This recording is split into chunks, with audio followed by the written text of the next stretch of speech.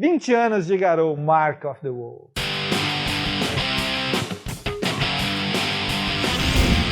Switch On hoje um pouquinho diferente do que vocês estão acostumados a ver. Eu e o Takeshi resolvemos montar esse programa totalmente dedicado a uma das séries que a gente mais gosta aí dentro do universo dos jogos de luta.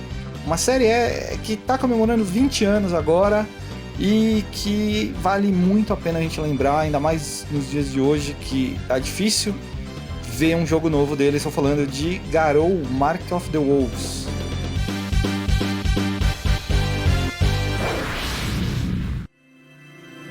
Garou, Mark of the Wolves. Garou Mark of the Wolves, que é o episódio derradeiro da saga Fatal Fury, que até agora não teve nenhuma continuação, né? É um pecado isso, cara. A gente teve 8 anos de Fatal Fury, culminando nesse Garou com a evolução da história, finalmente. A gente vendo os jogos de luta se prenderem aí com o mesmo contexto por anos e anos. A SNK foi lá, evoluiu, contou o futuro dos personagens, mas, infelizmente, morreu ali.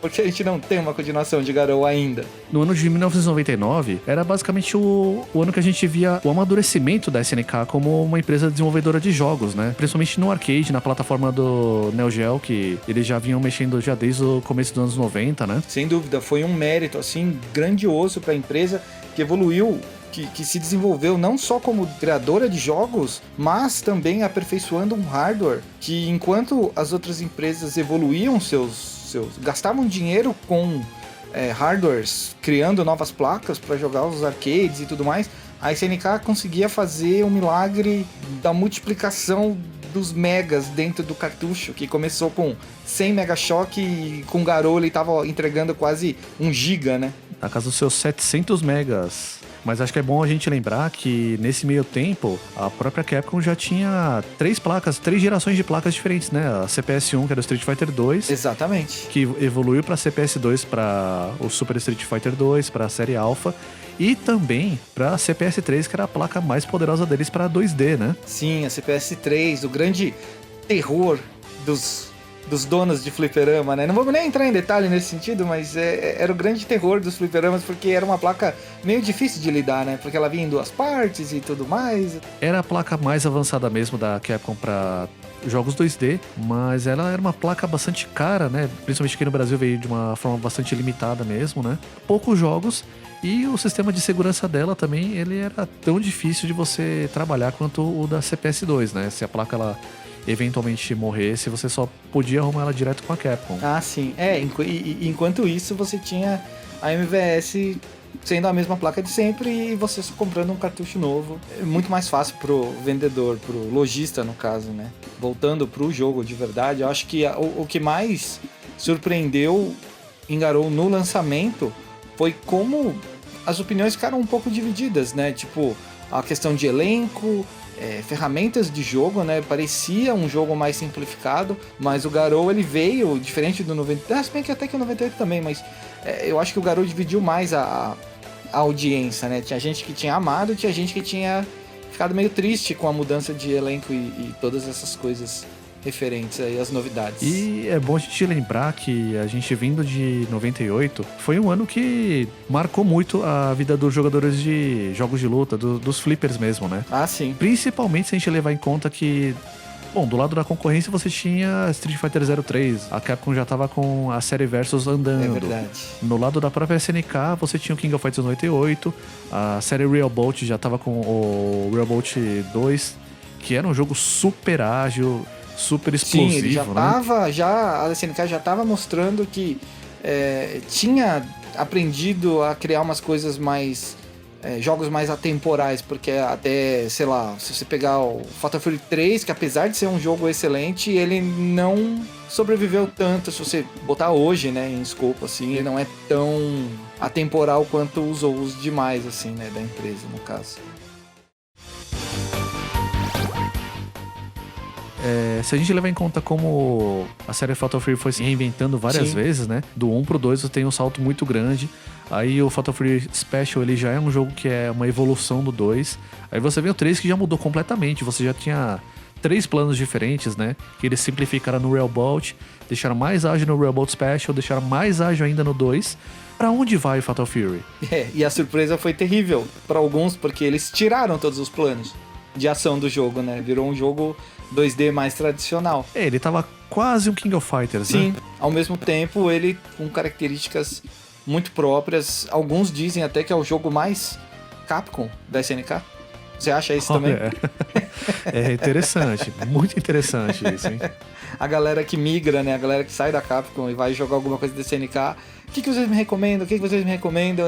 Era sempre Samurai Shodown 2 e Garou, hoje em dia, né? Garou Mark of the Wolves, além de um King of Fighters 98 da vida aí. Mas são jogos que a galera recomenda pra todo mundo que tá experimentando a SNK pela primeira vez, ou que tava na época também, porque o Garou era apresentado assim pra algumas pessoas, né? E, sem dúvida nenhuma, era um jogo diferente do que a SNK já vinha produzindo. Um elenco de 14 personagens, um retorno, basicamente, né, do Terry Bogard, o resto do elenco... O ícone, né? O elenco completamente inédito. Ausências foram sentidas aí, Andy Bogard, Joe Higashi, Mai Shiranui, ninguém voltou, assim, foi uma decisão bastante corajosa da SNK, né, de mudar esse elenco dessa forma. E aí você vê que eles apostaram bastante na nova geração, né? Porque você tem Hoku Tomaru, que é basicamente mais um discípulo do estilo Shiranui de ninjutsu. Você vai ter os filhos do Kim Dong-hwan e Jae-hoon. Que eu achei muito legal isso, porque eles dividiram a evolução do Kim Kapuan em 2 bonecos, que são os filhos dele, e eles são muito parecidos com o Kim, mas são completamente diferentes do Kim. Eles trabalham como se fossem 2 Kins, cada um do seu jeito, e foi um negócio muito incrível, assim. Quem gosta do Kim, Exatamente. tem 2 Kim, e acho que são os dois dos bonecos mais fortes do jogo, né? Sem dúvida. E no final das contas, a última adição que seria o protagonista do jogo, Rock Howard, filho do Geese Howard, que era o grande vilão do primeiro Fatal Fury, só que criado pelo seu maior rival, Terry Bogard. Ele virou um grande mascote da SNK. Hoje, eu acho que é difícil as pessoas não conhecerem o Rock Howard, nem que seja só o lore, só a historinha por trás do personagem, que é tão icônico, assim, visualmente. Depois do Yori, eu acho que o Rock Howard é um grande acerto da SNK, assim, em termos de design e de personagem como um todo. O Yori, eu acho que ele peca aí na parte de história, mas o Rock não. O Rock é perfeito em todos os sentidos. Até no sentido que a gente precisa ter mais de Rock Howard também, né? Tomara, né? Estamos com uma nova geração, então, com o Garou, temos novos personagens, tem uma nova trama, finalmente andaram com a história, né? Depois da queda literal de Geese Howard. Southtown, ela se transformou em Second South, uma cidade onde você vai ter muito mais prosperidade, talvez, uma nova economia, uma nova esperança para os cidadãos da cidade. E junto com isso, a gente tem aí um novo torneio de artes marciais, que é o mote do Fatal Fury como um todo, e dessa vez a gente tem o Maximum Mayhem, que é o torneio que dá liga pro Garou e que apresenta um novo organizador, né, que seria o Cain. Cain Highland, que é irmão da Marie, a falecida mãe de Rock Howard. E o intuito do Rock, pelo menos do personagem principal do jogo, participar do torneio, é que ele gostaria de se aproximar mais do seu tio, conhecê-lo, né, porque ele não conhece. E em meio a esse novo torneio, a gente tem um sistema completamente diferente do que a gente já tinha visto na série Fatal Fury. O esquema de botões do jogo tá muito mais parecido com King of Fighters, com 2 socos e 2 chutes, né, com intensidades diferentes de fraco e forte. E que variam também a intensidade do especial, né? Também varia a intensidade do especial. Além disso, o próprio sistema de especiais também foi um pouco simplificado em relação ao que era nos jogos anteriores, né? Você tem os especiais Super e Potential. Exato. E a gente também tem um esquema novo no jogo, né? Que é o TOP, o Top, ou Tactical Offensive Position. Esse sistema é praticamente aí um avô do sistema de comeback dos jogos atuais aí, onde você podia escolher aonde essa quantidade limitada de barra de vida especial entraria na sua barra de vida normal. Daí o Tactical Position, né, da coisa toda. E dentre as funcionalidades desse top, né, vamos chamar ele de top aqui, a mais notável é a de você ganhar um golpe extra, acionando aí com o ataque CD, né, que você ganha um golpe especial diferente aí, que só funciona quando você tá com essa barra ativa. A partir da força você realmente fica dá pra ver você um pouquinho mais forte mesmo. Podemos dizer então que ele é um tipo de buff temporário. Sim, é um buff que dura enquanto você não apanhar, porque uma vez que a barra acaba, você continua a luta. Se o seu top estiver no final, quando acabar você morre, óbvio, mas se estiver no começo ou no meio, você perde e você volta ao normal. Aí você escolhe onde você quer deixar a barra, se no começo, no meio ou no final, né? Além disso, a gente tem outro sistema que você também falou, que é o Just Defense, que é um sistema de defesa mais tático do jogo, né? Você dando um toquinho, no instante você vai levar o ataque do oponente, ao invés de você perder energia, perder o chip damage, você ganha um pouquinho de energia, né? Sim, e é uma tática exatamente o oposto, mas ao mesmo tempo muito similar, mas o oposto do parry, do Street Fighter, que o parry é uma manobra mais ofensiva, porque você precisa arriscar a sua defesa para conseguir um parry, que é você tem que pôr pra frente o controle na hora de tomar o golpe. E no caso do Just Defense, você precisa defender, segurar pra trás na hora exata que for tomar o golpe. Aí você vai ganhar, seu boneco vai brilhar, né? Vai ficar branquinho e aí você vai ver que você acertou e vai aparecer na tela, o Just Defense. E uma coisa muito bacana do Just Defense é que não só você vai conseguir ter essa recuperação de vida quando você apara o golpe do oponente dessa forma, como você também consegue fazer o Guard Cancel, que você consegue cancelar a sua defesa com um contra-ataque direto no seu oponente. Exatamente, vale muito a pena porque é uma manobra defensiva que te dá o ataque instantaneamente, assim, e vale muito a pena você ficar bom no Just Defense para poder usar isso quando quiser, né?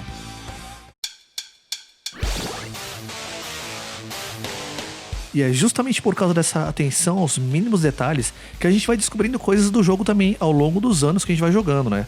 Por exemplo, a própria questão dos Feint Moves, que inicialmente a gente achava que eram golpes pra você induzir o oponente ao erro, né? Parece que o personagem vai começar um golpe, na verdade ele finge que vai começar um ataque especial e você consegue cancelar esse movimento com outra coisa. E no final das contas a gente descobriu que isso pode ser usado até pra combos mesmo, né? Pra você cancelar os frames de recuperação de um golpe ou de outro, né? Exatamente. Acho que essa é a manobra que transforma o Garou de um jogo simples para um jogo à frente do seu tempo, cara. Porque você cancelar golpe normal com Feint Move para dar mais um golpe normal e aí continuar seu combo, era um negócio que na época a gente que jogava, sei lá, no fliperama não tinha um YouTube para ajudar, para você ver outros lugares do mundo jogando, você só descobriria se alguém da sua área descobrisse. E é um turning point no jogo, assim, ele muda o escopo de como você joga Garou a partir do momento que você aprende a fazer isso. Isso, o Mayhem e outras coisinhas pequenininhas aí que o jogo vai te apresentando e que você só descobre se você fuçar, porque não tem manual do jogo que fala que você pode fazer, não. São coisas que você vai descobrindo aos pouquinhos também, você vai tendo algumas dicas de, às vezes enfrentando a CPU de uma forma ou de outra também. Verdade. Mas principalmente se você prestar muita atenção nos detalhes de animação do jogo também, que certamente ele é um dos jogos mais bem animados, se não o jogo mais bem animado de toda a história da SNK, né? Exatamente.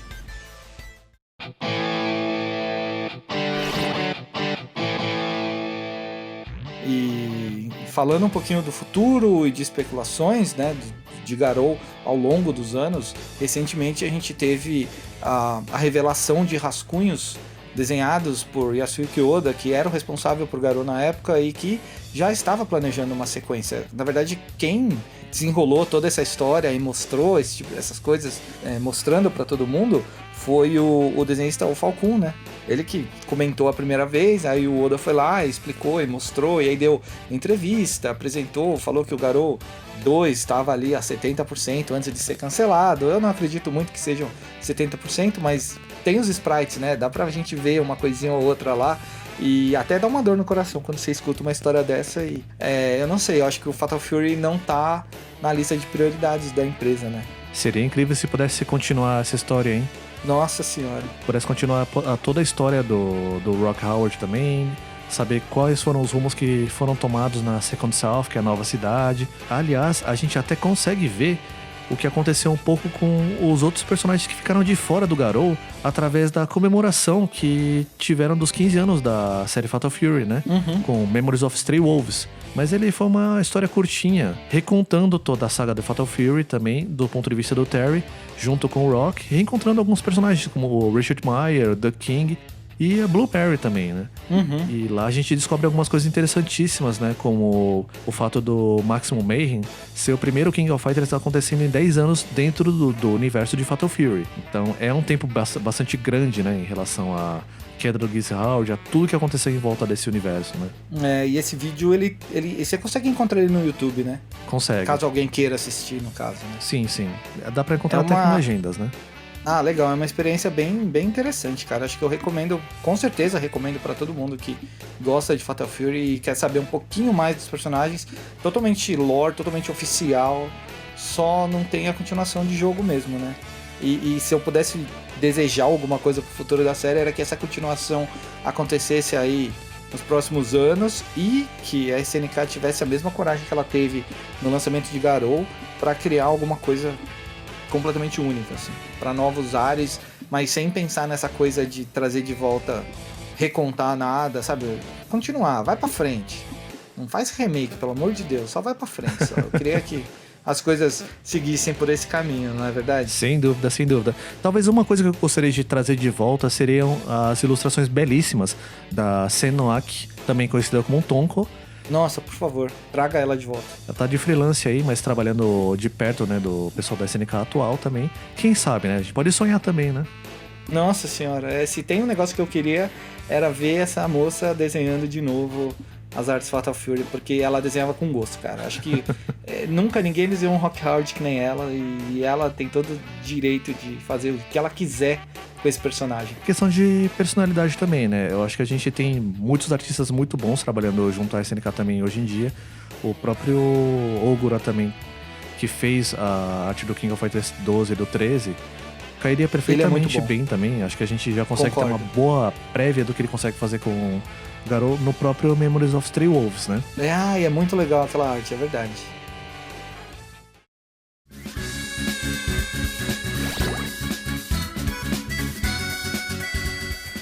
A gente, por enquanto, a gente vai sonhando, né? Mas enquanto esse dia não chega, acho que tudo que a gente pode dizer agora são esses parabéns, né? O feliz aniversário pelos 20 anos de Garou, Mark of the Wolves.